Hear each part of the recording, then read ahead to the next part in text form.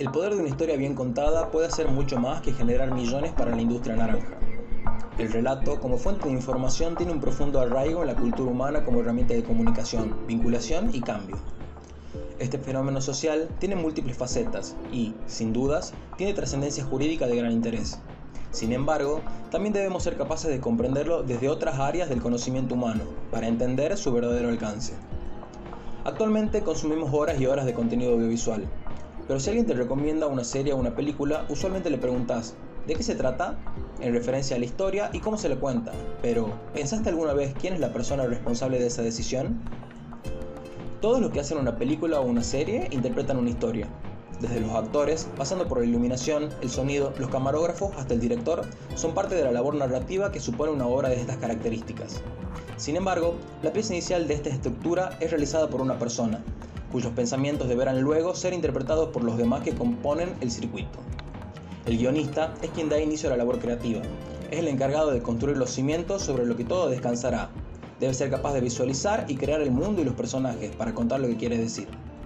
Debe construir un mundo entero desde cero, desde la hoja en blanco. A veces solo tiene una vaga idea del productor. Otras, debe partir de un hecho real o ficcional previo, pero la mayoría de las veces deberá crear todo de la nada.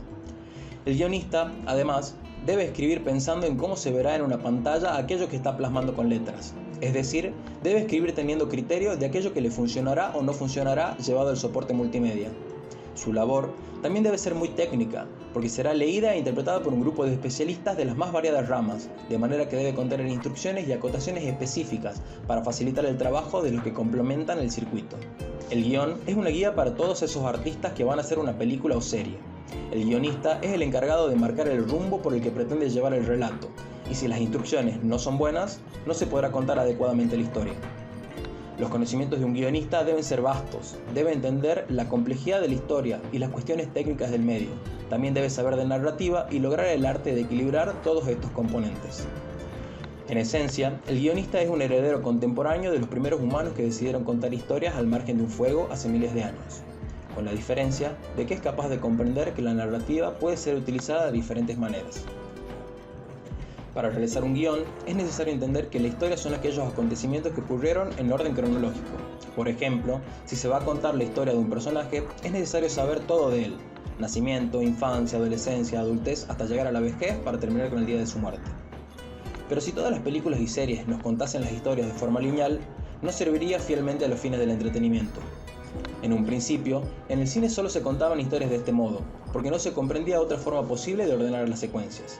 Sin embargo, con el correr del tiempo se incorporaron nuevos medios y técnicas, con lo que apareció el concepto de relato, que permitió a los guionistas jugar con las estructuras de las historias para hacerlas más interesantes, y al mismo tiempo generar un efecto sorpresivo sobre el público. Lo novedoso no fue el hecho de contar con toda la información de lo que se requería al relatar, sino la idea de aprovechar el orden para generar diferentes efectos. Un guionista o un abogado redactando una demanda debe conocer todos los hechos de antemano, es decir, la historia completa de sus personajes. Luego, sobre eso, puede decidir el orden de mayor conveniencia en su relato.